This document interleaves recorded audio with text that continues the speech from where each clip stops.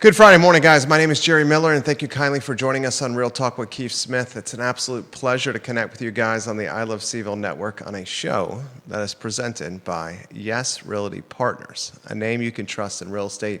Keith and Yonna Smith founded the brokerage Yes Realty Partners, and they are absolutely moving mountains in this trying real estate market for their clients, whether buying or selling. Yes Realty Partners, honest, trustworthy, and in the game we call real estate since 1987. That is, 38 years of experience for Keith and Yonna Smith and Yes Realty Partners. Judah Wickower is the director behind the camera. He makes the operation hum and stay online. We appreciate Judah Wickower. Our guest today is a household name. He is the president of the Free Enterprise Forum. He is as in tune with the news cycle as anyone in this 300,000 person region. He runs an organization that relies on your fundraising dollars and contributions. So if you are impressed with Neil Williamson, which I'm sure you will be on the show today, or any of the work that he does, tracking real estate, our local economy, tracking government, keeping us informed, please contribute and support the Free Enterprise Forum. Judah Wickower, studio camera, and two-shot as we welcome Neil Williamson to the program. My friend, how are you? Good morning. It's great to have you. It's great to be here. How about I start with an open-ended, I do this with Jerry Ratcliffe on the Jerry and Jerry Show. We call it scatter shooting, where if there's anything in the notebook, you have an opportunity to monologue on anything that's tickled your fancy. And then I'm going to get very specific with the Tuesday night city council meeting, and we have some tax collection data to review. But how about scatter shooting with Neil Williamson? Well, scatter shooting with Neil Williamson, we've got lots of interesting things. There's a Chinese saying, may you live in interesting times, and we certainly do. I was speaking with a local reporter this morning, and he's like, can we have a day without breaking news? This is a short week, but I'm going to break some news here because It's always fun to break news with Jerry. Thank you. And Judah, of course. Thank you. We will be hosting, as I've mentioned before, the Samuel Miller candidates for the October 2nd candidate forum at the Hillsdale Conference Center at 6 p.m. That's not really news. Yeah. The breaking news is my dear friend Sean Tubbs is going to co-moderate with me. Get out of town. I got Sean him. Tubbs. Got him coming out, and Good. He's going to be my co-moderator.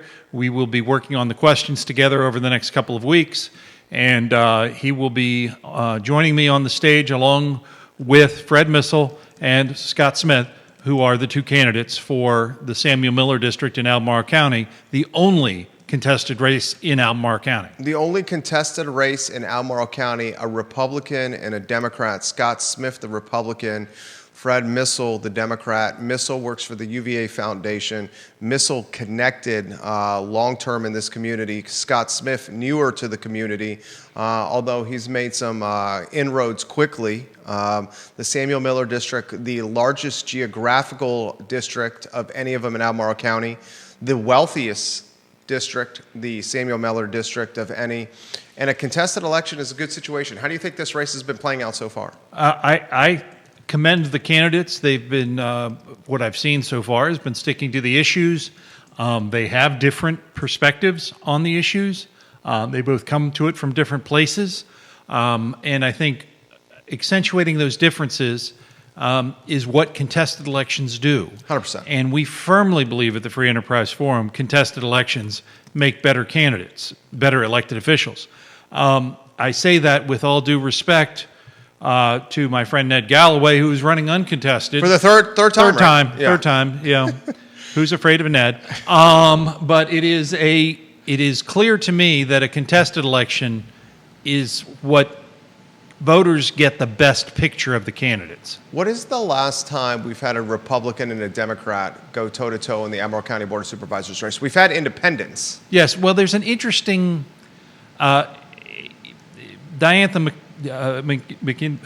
McKeel ran as an independent first when she ran for Dennis Rooker's seat, and then her second run she shifted to a Democrat, which she had always been. Now, she had run for the school board. All school board seats run as independents.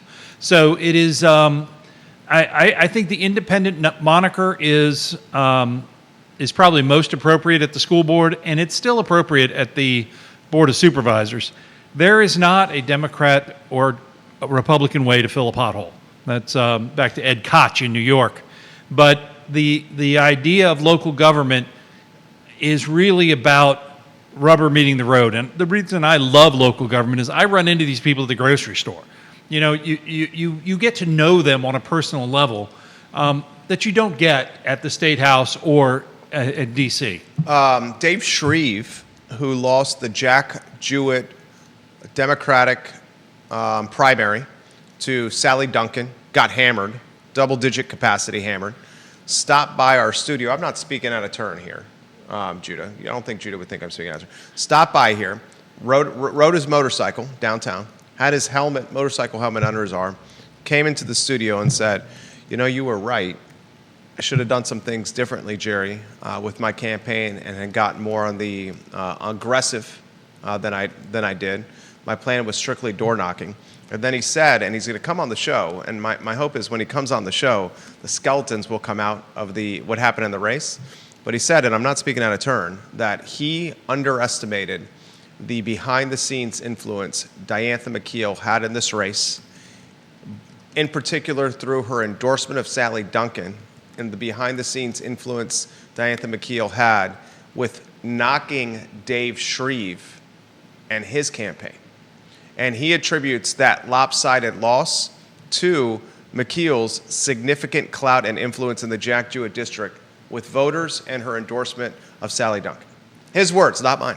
Well, I think that when you have an incumbent endorse a replacement that has meaning in the political science world, I will also say that Diantha McKeel, along with almost all of the supervisors, have a fairly strong constituent service mentality in returning phone calls, returning emails, and people remember that.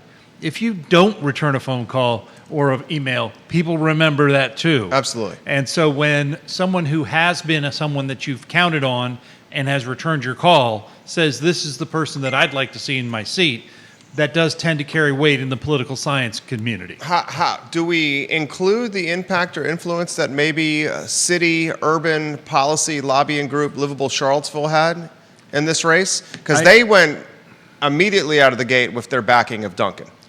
Well, I will tell you that I've known Dave Shreve for probably 20 years. He helped in some, you can offer a tremendous color on this. Dave Shreve was at one time part of the Diantha McKeel Brain Trust to get her elected and transition from school board to board of supervisors.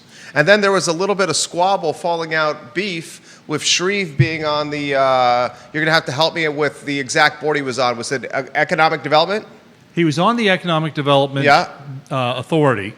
And he was appointed there by Diantha McKeel. And was asking very pointed questions of Diantha McKeel while on the Economic Development Authority, and those pointed questions caused a little bit of friction there. I think that may be true. I will say that I, of course, attend many of the EDA meetings, and I found his contributions to be significant. And he's a smart guy. He's a very smart gentleman. Yeah. He and I differ on policy a great deal. He was a founding member of the Advocates for a Sustainable Albemarle Population, now defunct organization, but that really was looking forward to building a moat around Albemarle County and keeping people from coming in here from places like Williamsburg. That was a zing at me. I was waiting for the first zing, and he did it in an approximately 13 minutes. The president of the Free Enterprise Forum. I grew up in Williamsburg. There will be more zings coming, I assure you. I like when he zings me. Shreve, in retrospect, I think he could have gone more on the aggressive with the real estate tax rate increases that were basically woven into Sally Duncan's rhetoric or her campaign advertising. She constantly used the word, we need to invest more into resources in Albemarle County. From my standpoint, how you invest more is potentially raise taxes. Shreve was opposed to additional tax exposure on personal property and rooftops. That's what appealed to me about Dave. But that race is yesterday. The race that is today and tomorrow is Smith and Missile. give me the Monday morning quarterback on that race. And I know you don't take political stances. You guys are politically neutral at the Free Enterprise Forum. All right, I'll rephrase the question. How have you seen the race play out so far from an X's and O's standpoint? From an X's and O's standpoint, I think that the differences are starting to come to bear, which is helpful. Okay. I believe, in advertising, they talk about a unique selling position, a USP. In politics, you really want to create differences between you and your opponent. And I think that those differences are starting to come into focus. Interestingly, when the two candidates were on your program, they sparred a little bit. They sparred a little bit, but there was a lot of agreement. And again, the no one runs for local government for any position to ruin the community. They run to advance the community. It's really the solutions that they push forward. The differences that were obvious to me were data centers, with Smith straight up being on the record, no way, Jose, and Missile saying we have to consider them. That was a clear, obvious difference to me. I would hope, and you are as on top of the content and the questions as any, I hope the data centers come up in very pointed fashion to both candidates. I hope the private school that was recently approved comes up in your candidate forum, because Missile was absent from that planning commission final vote. And that private school, I'm missing the name of it. Forest School, yes. There were 500 plus signers of a petition in opposition to this Forest private school. Missile did not show up to the Planning Commission meeting where the final vote was cast, which then pushed it to the Albemarle County Board of Supervisors for approval. Scott Smith utilized the platform a couple weeks ago to ask, Fred, why weren't you at this Planning Commission meeting where this final vote happens? It's interesting because if Smith can somehow galvanize that petition and the 500 plus signees, that could go a long way with bolstering his campaign, because we would say he is an underdog right now, historically, as someone who's running it as a Republican in a very Democratic and liberal Albemarle County. I'm curious what you want to, if you have any commentary or analysis on the Forest School, the Planning Commission, how it could impact this race, and whether that could be a pointed question of some kind in your candidate forum. Well, I think that whenever you have someone who has a long record of votes, remembering Fred Missile served on the ARB, the Architectural Review Board, prior to being on the Planning Commission, there is a plethora of votes that are on the record that someone can review and critique. That being said, I think the conversation about data centers is somewhat of a, it's not a red herring, but it's becoming a campaign slogan here. Data centers are one use for land. Albemarle County is currently considering data centers. The Daily Progress, when that conversation was coming up, put a picture on the front page of a data center from Loudoun County, I believe it was, and it was an enormous data center. Albemarle County is not considering anything of that size. What's a front page? Yeah, I know. I love you do. The concern, and you should note, if you took the print edition online, the e-edition of the Daily Progress, you would note the caption on that page. Who do you think provided that photo? Was it you? Piedmont Environmental Council. Peter Krebs, PEC? I don't know who at PEC, but it was credited to PEC. Okay. That is false. That's a false narrative. It was clearly stated in the article that this isn't here. What Albemarle is talking about is smaller data centers. And quite frankly, when you get an organization the size of, say, let's use the term AstraZeneca.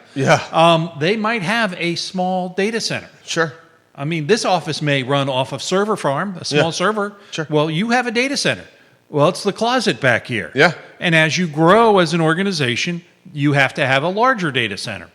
And it is an ancillary use to some corporate headquarters is a data center that is not in the cloud, but is actually right there on site.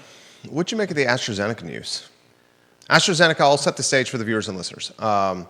This news broke, I think, was it last week? July 22nd, the governor announced that AstraZeneca and Eli Lilly were coming to Virginia. But he didn't say where. He didn't say where. Yeah, and then the Richmond Times-Dispatch, citing sources, I believe it was last week. Was it early this week? It was last week. Okay, last week. The Times-Dispatch, citing anonymous sources, confirmed that both AstraZeneca and Eli Lilly, biopharmaceutical companies, are going to invest billions of dollars locally. AstraZeneca specifically in Albemarle County, Eli Lilly and Goochland.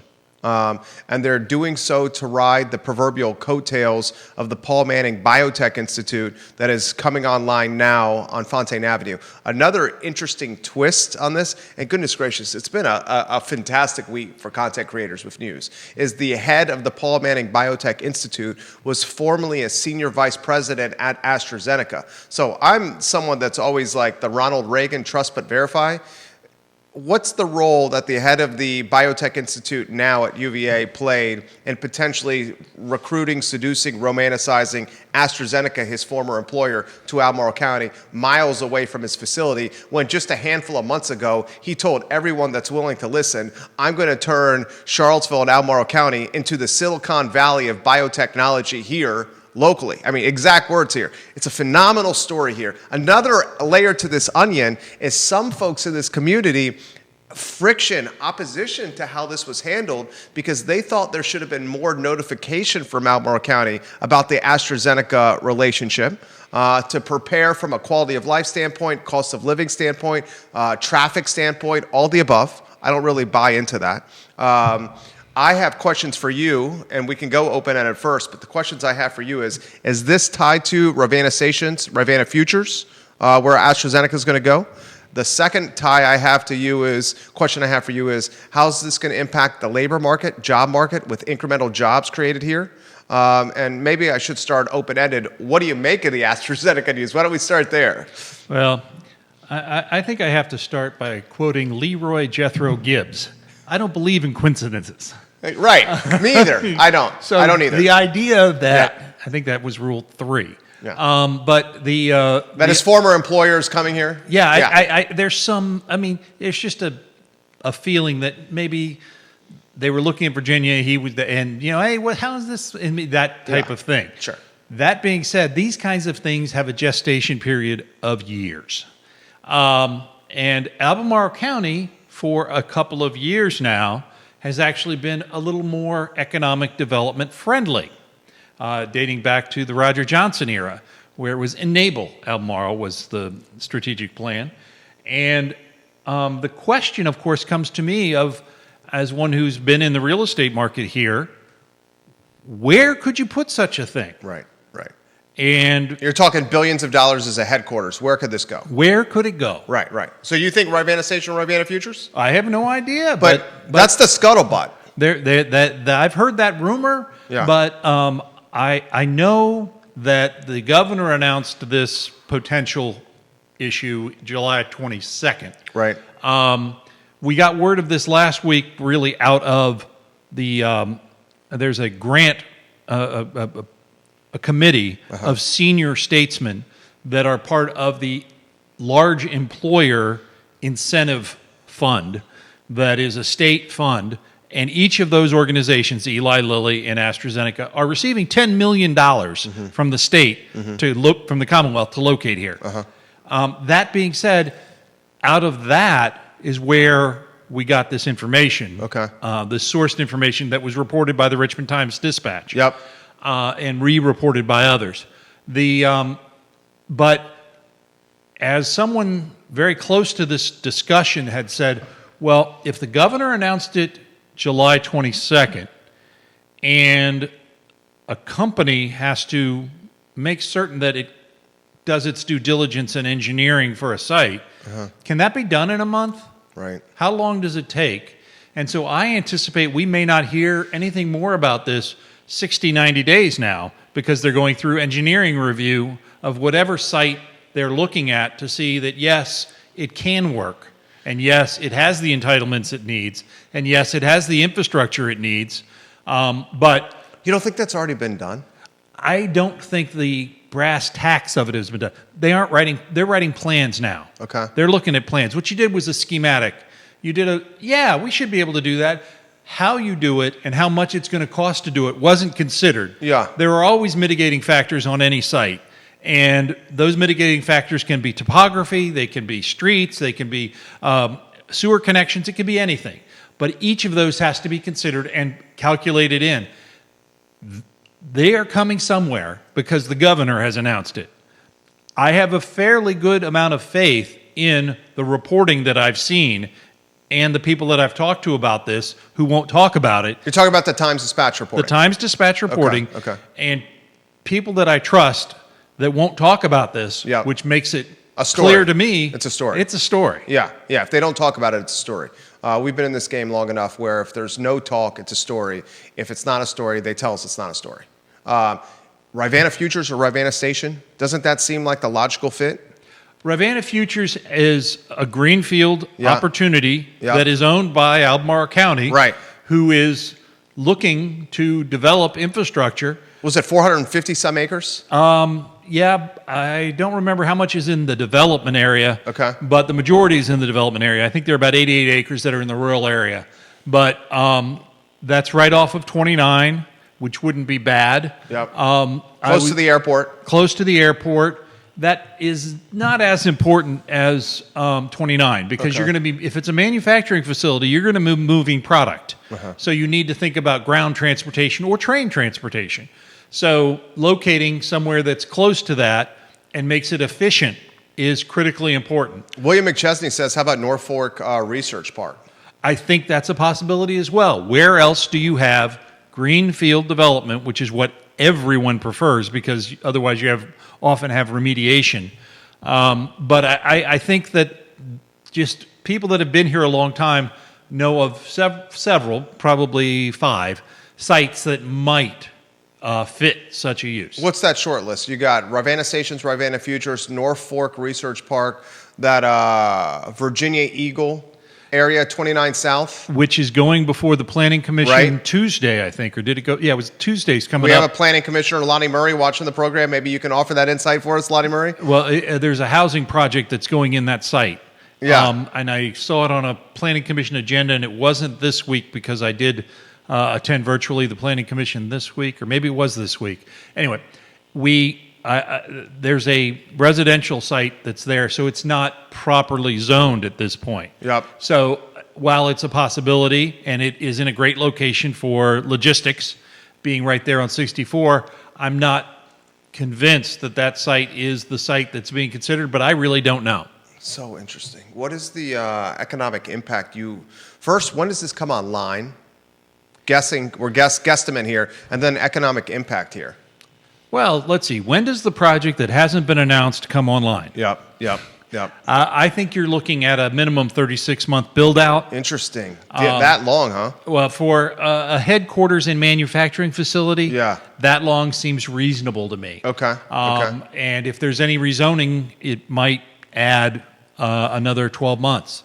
So Economic impact? economic impact, it's hundreds, not tens. It's hundreds of jobs. Yeah. And where will those people live is the next step. And Especially a throttled real estate market already. Well, why is it throttled, Jerry? It's throttled for a number of reasons. I mean, we can talk red tape. We can talk a development area that's tied to 5%. This is where Neil's going to say it's not even 5%. The topography doesn't even allow the 5% of development to happen. The development to happen in the 5% because topography is not suited for development. We could potentially convert some office space into residential. It's throttled because of interest rates. It's throttled because of COVID loans, where people are still sitting on 2% and 3% COVID loans. Probably may never some get off those loans. It's throttled because of the expensive nature of purchasing. It's throttled for a number. It's throttled because buyer demand is suggesting maybe they're waiting till next year. The Fed is talking about a rate cut this month, more at the end of the year, potentially some at the beginning of this year. So why buy now when you could see a 1.5 reduced market in Q2 of next year? All those reasons, I would say it's throttled. I would suggest that the government created scarcity is the greatest reason for real estate valuations being increased. Yeah, but that government-created scarcity is a direct result of voters putting people into office to create said scarcity because they want green space, they prioritize the environment, they don't want traffic, and they want quality of life. They are voting for higher taxes. Yeah. Well, they're not. I push back respectfully. You know I love you. They're not voting for higher taxes. They're voting for green space, quality of life, less traffic. We don't want to be the Fredericksburg. And then the people they're putting to office, they want them to economic development. They want them to figure out incremental sources of tax revenue. So economic development. Yeah, is going to create people coming here, which is going to make the real estate market more expensive. That's what you're going to say. I don't have to say it. Yeah, right. I totally get what you're saying. It's going to put I love doing this with you. I genuinely do. Because you keep up with it as much as I do. And Judah's loving it back there. I am not going to say that the economic development is going to create an expensive real estate market. I know that economic development is going to put more buyers in the pool, which is going to create more competition for housing. But that economic development also creates additional tax revenue where we can stabilize real estate tax rate increases, not like the 4 cents that we just did. So if that were the case, and you had an economic development opportunity that was going to push huge amounts of tax dollars in and hire few people, would that be a good thing? Yes. Data centers. Yeah, data center. And I knew you were going to go with that, with the data center. The problem with the data center is the environmental concern. The problem with the data center is what happens to the data center when the data center is no longer the priority. Well, the problem with the data center is the light pollution, the water suckage. It's a straw in the ground. Louisa County is getting a dose of data center now. It went from bring on the $11 billion from Amazon. Then they said we're going to do more because you guys have rolled out the red carpet for us. Then they said we're going to invest even more than the $11 billion. Now Louisa County is revolting on the data center. Well, look at Nova and how they respond. Chief Kotcha said this on the show yesterday. You want to see a fiery council meeting? Put a data center on the agenda. I completely understand. I went to high school in a place no one had ever heard of in the middle of a cornfield in Northern Virginia. Today, that is the hotbed for data centers in Loudoun County. Loudoun County, I'm dating myself, but who else would date me? Your wife? Loudoun County had 4 high schools when I was growing up. And now? 4. And now has 12. But the data centers don't drive employment. No, they don't. But they made it. Loudoun County was in a position to make a strategic decision. Here's something no one down here knows. Right now, Redskins Park is located in Ashburn. Yep. Okay, you know that part. Yep. Did you know that the owners of Redskins Park have put in a land use application to convert that to a data center? I did not know that. Yeah.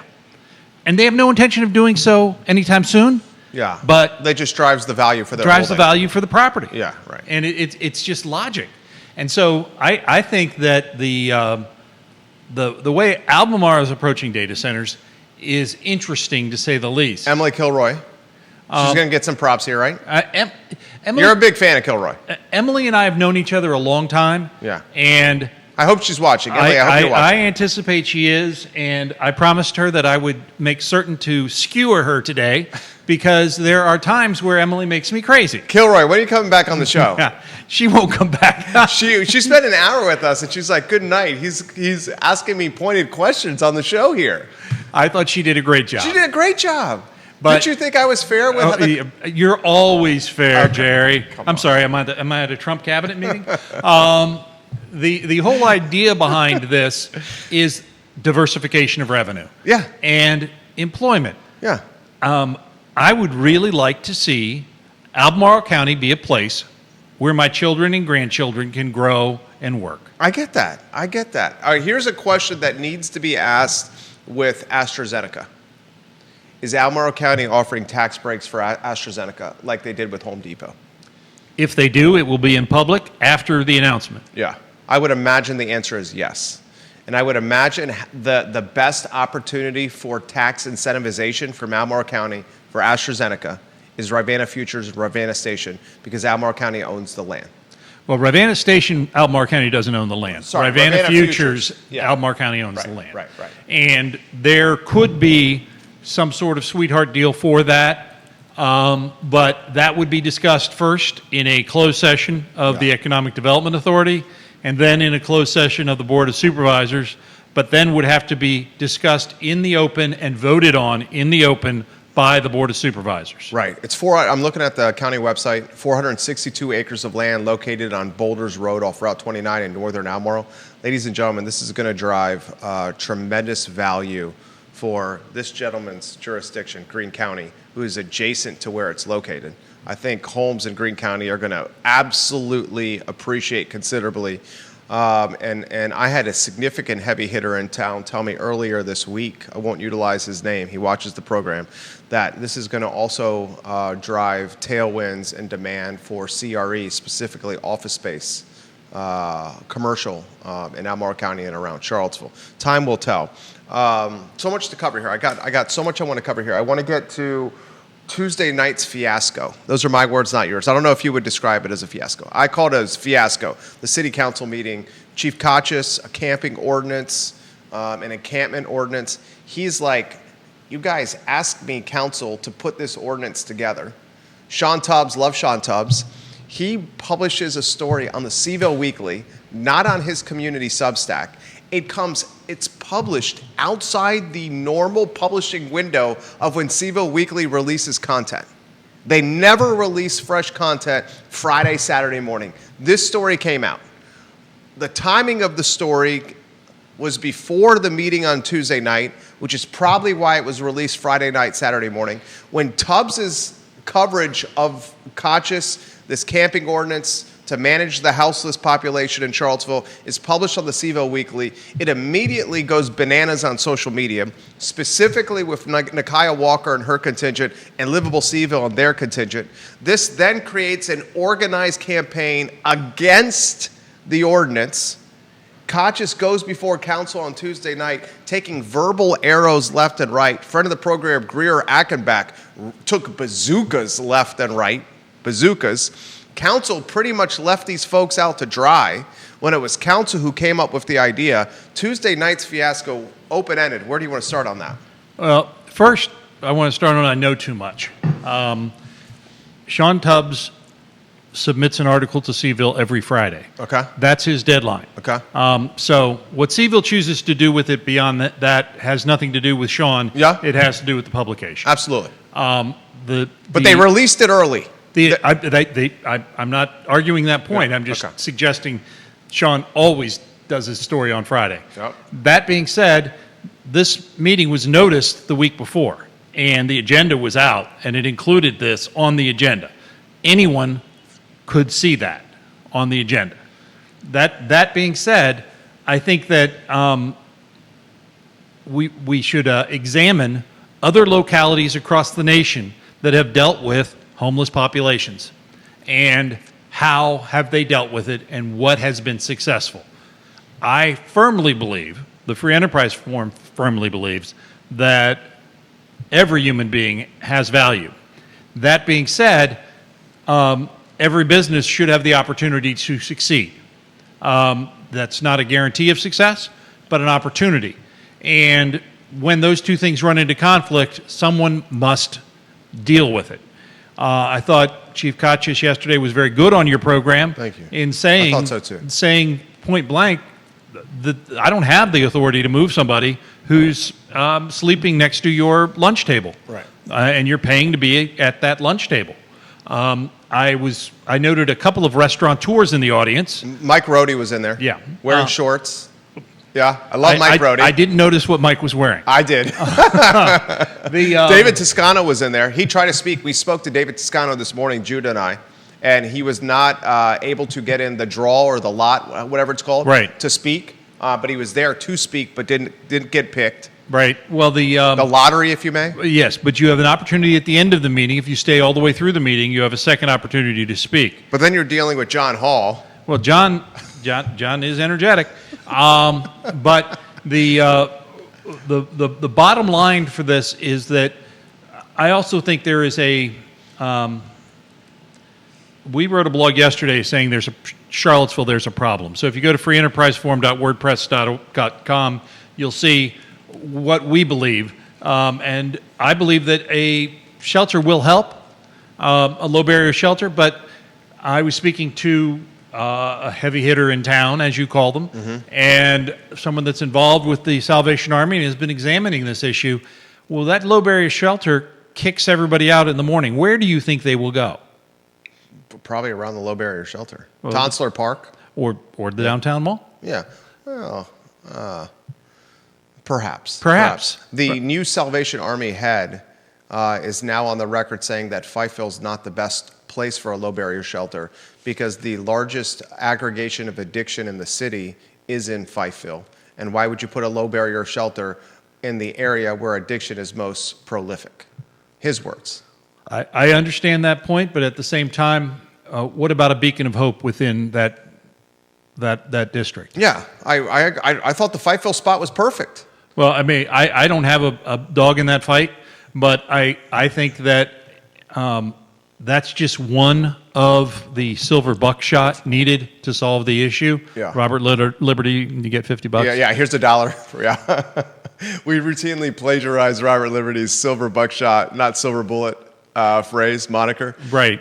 But I think that there's a different issue as well. I've been lucky enough to be doing this for about over 20 years, and city council chambers are horrible. You really are a small group can shout down a chief of police. Yeah. That's not good for public discourse. No. And it was embarrassing. And the chair, in this case the mayor, is challenged to control it somehow. And I don't think Mayor Wade, and I hope Mayor Wade hears this, did a good job. I will say... He constantly used the word please, please, please, please. There's better ways to manage that. Well, I will say that Albemarle County used to meet in a smaller space, much smaller space. Room 241 was connected, and the good old days in that small room. Now they meet in Lane Auditorium, which is a big space. Yep. And you've seen pictures of me in that big space with seats available and the balcony open. But one of the benefits of that big space is it diffuses some of that tension. Yeah. And they also managed the meeting with police presence better. The people on the dais managed the crowd better.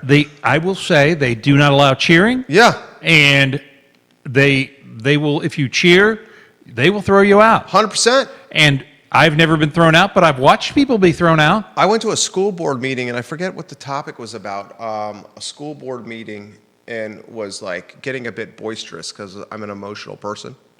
And Graham Page, who I believe was the school board chair at the time, and Kata Cuff said, "Sir, you will not speak out again, or you will be removed." And then I stopped. Well, and like pointed to me. And, well, you know, attracting attention in a negative way, Jerry. Yeah. Imagine that happened in school a few times. The idea of controlling a meeting and giving people the opportunity to speak during their time to speak, and then giving people who you disagree with the opportunity to speak. I will defend to the teeth people I disagree with having the opportunity to speak. Me too. I am big on that idea. For sure. But to then have a member of the bar speak out from his seat, yelling down the chief of police, is just a bad look, Charlottesville. Yeah, it was embarrassing. The ordinance, this is a perfect segue into your blog post. I have it in front of me, the headline, Charlottesville's Difficult Conversation. The ordinance shot down, tabled indefinitely. The unruly, I'm going to use a gentle word, the unruly congregation in attendance at Tuesday night's council meeting flexed their muscle, intimidated and bullied council into tabling a decision indefinitely, although council was the impetus, along with city manager Sam Sanders, to draft the ordinance and have the police chief present it. The police chief said, okay, now we don't have a framework. He came on the program yesterday and said, without this framework, the Charlottesville Police Department absolutely now will not do anything about homeless or houseless individuals camping out in public spaces like the downtown mall. He caveated by saying if they're committing a crime, doing something against the law, then they can do something. But if they are strictly camping out a homeless or houseless individual, including next to, example, the Hamilton's outdoor dining area where people are enjoying steak and cocktails on date night, the police department can't do anything about it now, nor will they. Well, This is going to get worse before it gets better. interestingly, this is a property rights issue. The city is a property owner, and the city is choosing not to enforce their property rights even while renters or owners are utilizing adjacent property for commerce. How does that work? Absent that, where do those businesses go? I mean, the downtown mall is. I would say that the downtown mall is a boutique kind of place, but it doesn't drive sales tax revenue the way Barracks Road does, frankly. But Barracks Road can keep people out because it's private property. Yeah. And this is a city park. The city could, if it chose to have the camping ordinance, do something about that. But the city is choosing to defer. If I were someone who owned property on the downtown mall, I might have an opinion about that. I do have an opinion on it, and and that's I do own, and I find it backstabbing the policy. I find it disingenuous. I find it lacking foresight. I find the leadership lacking courage and gumption. I find the leadership, bowing down to a couple hundred activists and not listening to the silent majority that's afraid to speak because they don't want to be labeled. I mean, outside of Greer, Achenbach, and me, I don't think anyone's speaking out on this. And maybe that's shame on us for not galvanizing in numbers to speak out against this. I talked to another heavy hitter yesterday, and he said, the folks like us don't speak out against this because we're working. We have stuff to do, and we don't go to these meetings. And maybe that's the case. How does it segue into tax collection? I mean, you got straight hard data here. And Judah's got slides, I think. Right. If the last report that we did, which was the... Dan Pettit says you look fantastic, by the way. Thank you, Dan. Yeah. The Q1 report for 2025 showed a continuing trend. We put this out earlier this year, and I'm getting the Q2 numbers probably late this afternoon, so it'll be coming out in the next 2 weeks. But if you look at just comparing Q1 2025 to Q1 2024, and you look at Charlottesville is down, let's see here, 2.53% compared to 2024. Well, for Q1, that's fine. But wait a minute. You need to have a long memory. In 2024, Charlottesville was down for the whole year. In fact, as I look at the numbers, in 2024, Charlottesville was down in various months 19.63% in 1 month, from 1.2 million to 981. So they ended up being down for the year in sales tax revenue, which represents 1% of the actual activity. They were down $600,000 in sales tax revenue. Now, a question came up in your show yesterday, does that include meals tax? No, it doesn't. It's sales tax. But it's always sales tax. And I have data going back to 2006. Okay. And really... So that's not lodging tax either? That's not lodging tax either. This is just sales tax. Okay. And internet sales? Internet sales are included as of, I want to say it was 2015, 2016, somewhere in there, internet sales. And that's based on where the point of delivery is, not the point of sale. But in sales tax revenue last year, in 24, Charlottesville received $14.3 million. In 2023, they received $14.9 million. And if you recall, the chamber puts out this report. I just do the numbers, and they spoke to Chris Engel, and he said, "Well, we're in a point of contraction about 2024." And I think it's important to note you don't always go up. I agree, but you're in a trend. If you have a year that's down, and then when you compare quarter one to quarter one this year, you're down compared to a down year. 100%.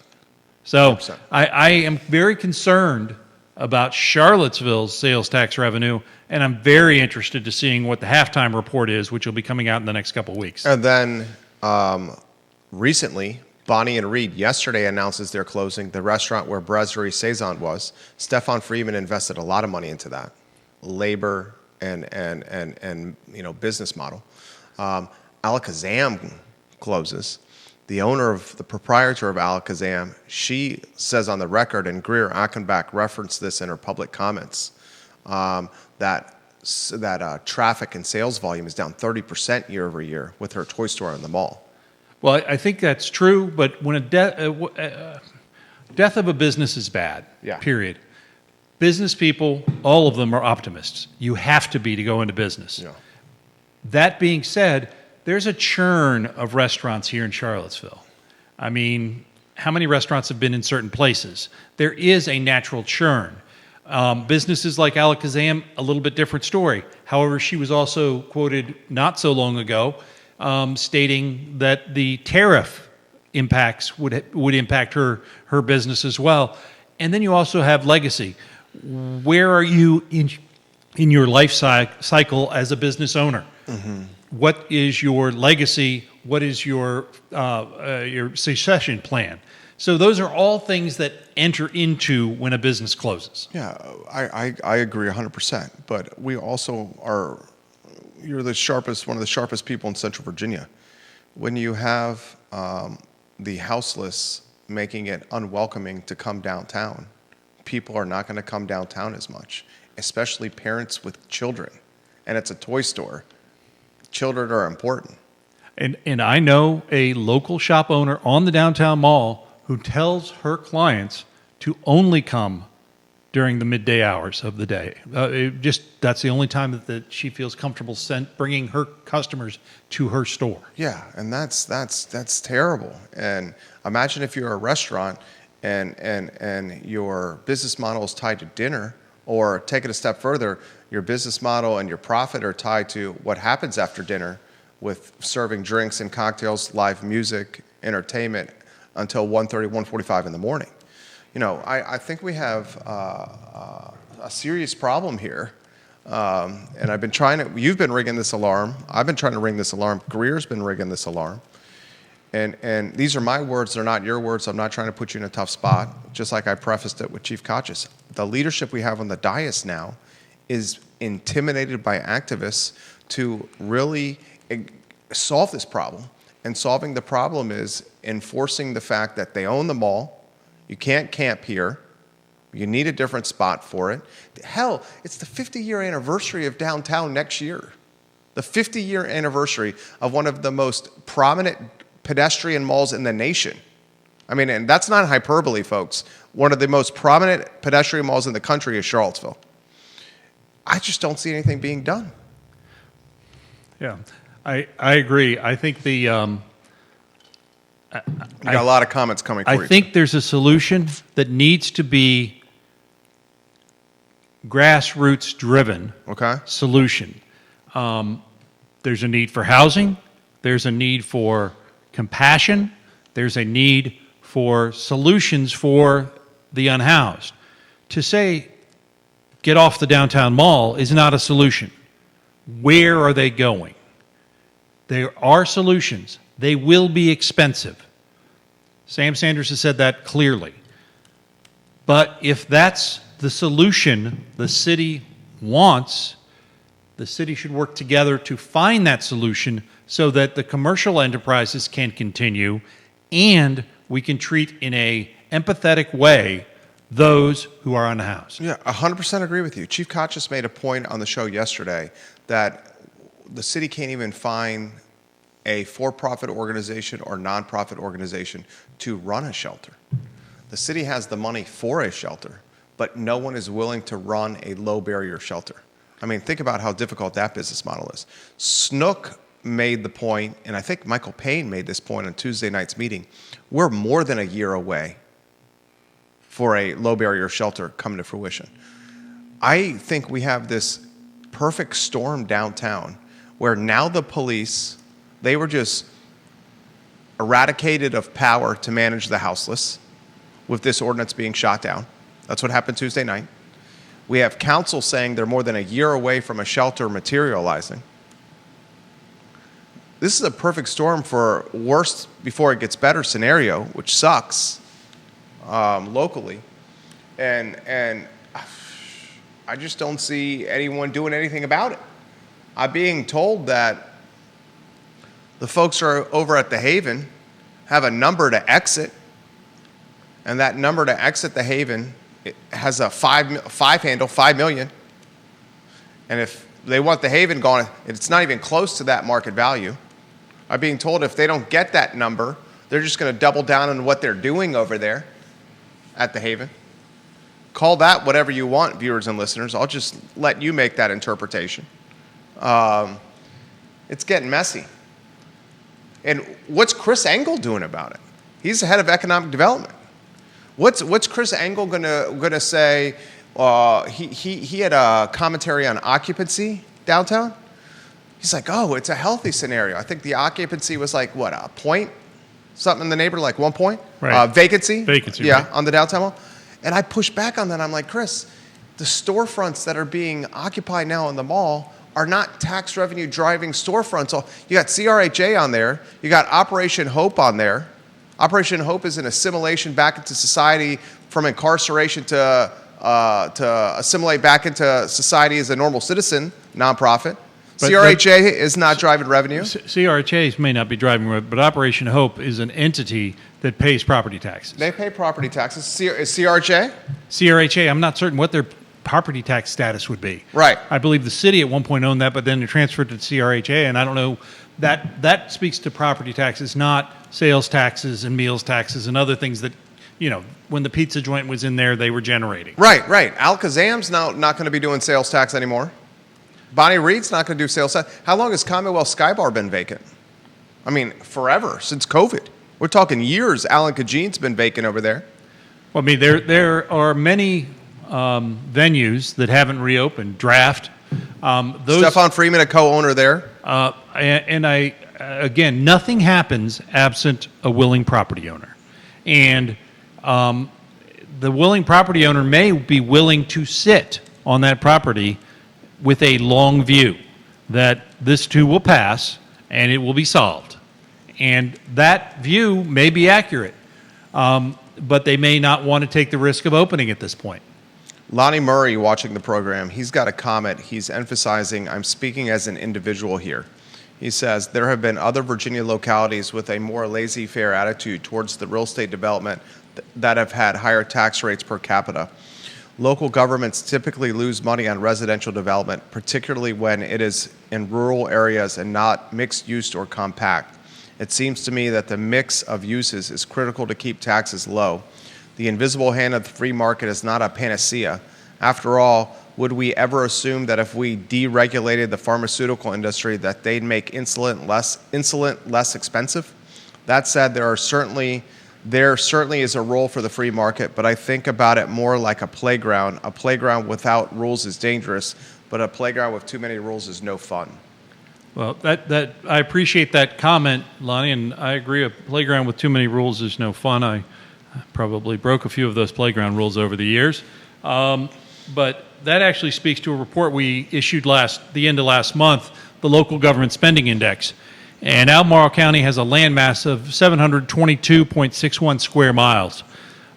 Their average rate of spending increase, adjusted for inflation and by per capita, average each year is 2.32% over the 20-year period we studied, 2004 to 24. But it adjusted for inflation, cumulative spending increased by over 55% during the study period, while population and school enrollment increased by 35.31% and 8.94%, respectively. Inflation-adjusted per capita spending increased by 17.71% since 2004. So what we're seeing as we look at these localities, we examined all of the localities in our footprint, and population is not the only driver. And school enrollment clearly is not the driver. Nelson County came out number 1 in the LGSI study. And Nelson County has experienced almost 28% drop in school population in that 20-year period. So what accounts for the spending increase? So I push back a little bit. As you further develop compactly, you further urbanize is kind of the term that's of art that's being used. You also see higher demands on government services. So people who are in urban communities tend to expect government to do more. You tend to have a public works department and the like. When you're out in the country, maybe in a gated community, you have different expectations. I moved from that community. Oh, I forgot. That's right. I'm not there anymore. You're not gated anymore. Not there anymore. You're in the enclave, but not gated. It is really a different animal when you are living in some place that has a higher density per square mile. Yeah. Significantly higher density per square mile. Expectations of your public safety as well as your public services. Yeah, I totally get what you're saying. Very fantastic explanation. We have to get to John Maddox. In any other city council meeting, this is the talk of the town. John Maddox says, during Tuesday night's meeting, this guy, I think he's going to be like one of our kind of guys here. He makes pop culture references when talking about Gentry Locke, the law firm that's representing Charlottesville in this new zoning ordinance lawsuit. By now, if you don't know Gentry Locke, which is a high-power, high-dollar law firm, missed a filing deadline that caused the default judgment. And then Gentry Locke had to go back to the judge, basically on their knees, hat in hand, and say, please, please, please, please, give us a second chance. We have everything we need. Give us a second chance so we can keep this going. The judge eventually ruled in their favor, allowed things to keep moving forward. But John Maddox, the city attorney, says, this is why we stay with Gentry Locke. The people that missed the filing deadline, we got them removed from the case, and we had them replaced with senior partners. Gentry Locke then agreed to handle all our work at a discounted rate. And if the filing deadline, if the judge had to give us a second chance or forgive us with the filing deadline, Gentry Locke agreed to $150,000 in damages that would have gone to Charlottesville. And because of all those, and then senior partnership was going to continue working on this. Because of all those elements, the city chose to stay with Gentry Locke. John Maddox makes the comment, eventually this is going to be turned into a movie. I hope John Grisham writes the script, and I hope Danny DeVito plays me in the movie. John Maddox says, Chief Conscious does a double take when he's saying this on the dais, chuckles a little bit. No one else knows John Maddox because he's new to the job, so they don't get his humor. They don't laugh. I find it effing hysterical. I'm watching at home on the live stream. Did he just say this? Well, the question is, who really wants Danny DeVito to play them in a movie? Danny DeVito's like a 4'5" chubby bald guy, right? Is he not? Well, I mean, I know Judah wants Robert Redford to play him in the movie. Danny DeVito is extremely marketable. I think he's got Jersey Mike's. Jersey Mike's. Yeah, where he's sitting in a fountain at an office park fishing while pitching Jersey Mike's. I will say that Danny DeVito is a great actor, and he's fantastic. I've enjoyed his work for years. Absolutely. I don't think he looks anything like John Maddox. I know. He looks nothing. It was a great joke. Yeah. But it fell flat. It did. It fell flat. But I think the understanding, what people seem not to understand is that even if city had a steady person at city attorney, they would have hired counsel for litigation. Sure. That is good practice. But that's, if they had consistency with city attorney, the odds of missing the filing deadline would be way less. Agreed. But that being said, hiring an outside firm is not bizarre or unusual for litigation. Gentry Locke is a good firm. Yeah. There are a lot of people that work on a case. Sure. And huge mistake, though. A huge mistake. Yeah. Don't get me wrong. That is a huge mistake. But that being said, there is a significant 2 years of work that's been done by the firm. Keith likes to use institutional memory. And that firm has that institutional memory. Sure. And bringing anybody up to speed on that would be a challenge. And frankly, experts Gentry lock in this line of work. Yes. This is one of their specialties. It is. Calendars, not so much. Yeah. But the idea behind keeping them, I always thought it was going to be cheaper to keep them. The idea that they had if you lose this, you're going to give us $150K is interesting, but not that interesting. Because you're saying it's peanuts. It's peanuts in the grand scheme of things. Yeah, it's peanuts in the grand scheme of things. Jason Howard, we'll wind down the show here. This hour has flown by. In fact, we're at an hour, we're at 65 minutes here. Jason Howard says, Neil, what percentage of the city budget is funded by meals taxes and retail sales taxes? I'm trying to remember the whole size of the city budget is I think it's 200 and some. I'll give you that 200 number. and some, and it's not a pittance when you look at $14 million or so of sales tax. That's 265.2. 265.2. So $14 million of that 265.2, which is probably around 1%. Yeah. Off the top of my head, and I'm a liberal arts major. 14. That would be 10 would be 26. So that's about 5%. If the 14 million is about 5% of 265. Okay, so it's about 5%. Yeah. Again, this is why I was a liberal arts major. But so 5%, you put in some meals tax in there, bring it up to 7%. Probably is the meals tax isn't going to be as much as the sales tax, but it's not insignificant. The lodging tax is different because it has a specific task associated with it. So if you're talking about something that represents 7 to 10% of your budget, that's a lot. That's a lot of your budget. That's a lot of your budget. And this is the part that they want to increase to reduce reliance on property taxes. Right. That's a lot. That's a lot, ladies and gentlemen. Closing thoughts. You were awesome, dude. This is so fun. Well, it's always fun to be with you, and I hope that I have my job when I finish. Free Enterprise Forum. We got to support it. Thank you very much. Yeah, we got to support it. Support the Free Enterprise Forum, dude. He does awesome work, guys. Free Enterprise Forum. You can find it online. freeenterpriseforum.wordpress.com. There is a donate to the Free Enterprise Forum button. Very straightforward. It's on the menu bar. Click it. Check it out. Donate. Read the blog post. Charlottesville's Difficult Conversation. He published it yesterday. And then there's another one that I found absolutely fascinating, Almora's Black Swan, which was adapted from the comments from the Board of Supervisors meeting on the 3rd of September. Correct. He does an incredible job of taking what some folks would call dry material, governmental material, and making it approachable through pop culture references and speaking a language that everyone can understand. And that is a big-time skill. I think he does a great job with that. Judah Wickhauer's behind the camera. Neil Williamson needs no introduction. My name is Jerry Miller. Real Talk is Keith Smith's show. He's out of town. Not sure if he's back next Friday. He's a busy guy with real estate. But we will continue. Thank you kindly for joining us, guys, on a Friday. So long.